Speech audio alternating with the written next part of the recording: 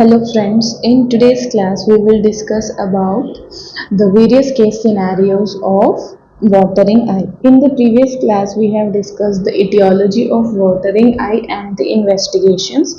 In this class we will specifically focus upon the various tests and their interpretations. Okay, so coming to the case scenarios. So we will discuss regarding the obstructive etiology, so whether it is a complete failure or a partial obstruction, and in case it is a physiological pump failure or hyperlacrimation, which we have discussed in our previous class. So I'll give the link for the previous class in the description box above. Now we will discuss the syringing test, the probing test, Jones test 1 and Jones test 2. So how it is performed and the procedure and all is discussed in the previous class. You can go through that. Coming to the syringing. Yes, if the block is in the same canaliculus or in the common canaliculus, the clear fluid will regurgitate to the same punctum. And in this case, when we put a probe, that is a lacrimal probe into the sac, into the canaliculus, we will get a soft stop because there is obstruction in the canaliculus. So that will be very soft. And on Jones test 1, there won't be any dye, and on Jones test 2, with force the dye will come out, so that will be positive. Now in case of a obstruction which is either in the lacrimal sac or in the nasolacrimal duct, this syringing, there will be CFR through the opposite punctum. On when we apply a probe test, it will be hard stop because it will go inside and hit the lacrimal fossa, that is the bony stop we get, that is called hard stop. And on Jones test 1 it will be negative, and in the test 2 it will positive because on applying force the resistance can be taken over.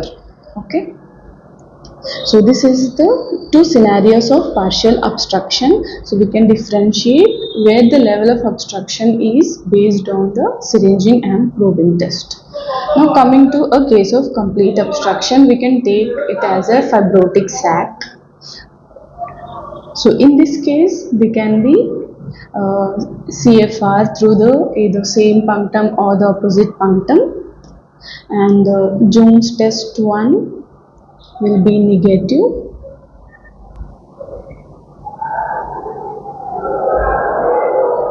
because, and the Jones test 2 will also be negative because there is no space for the dye or the saline to go into the nasolacrimal duct.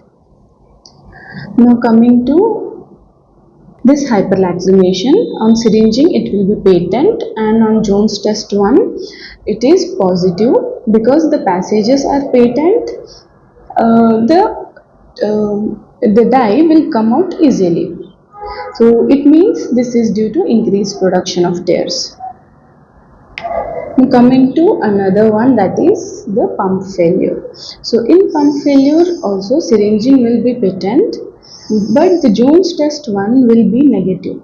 It will be negative because the pump is not functioning and the dye will not go into the lacrimal sac.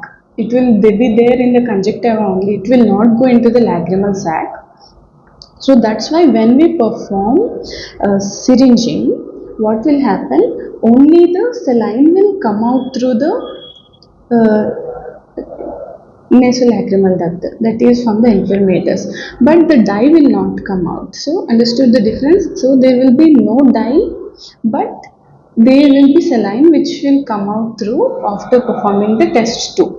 Understood. So this is the basic difference between various obstruction and pump failure or like hyperlacrimation, that is the watering eye case scenario. So these tests are very important in differentiating this. If you like this video, please hit a like and do subscribe to my channel for such informative videos. Thank you.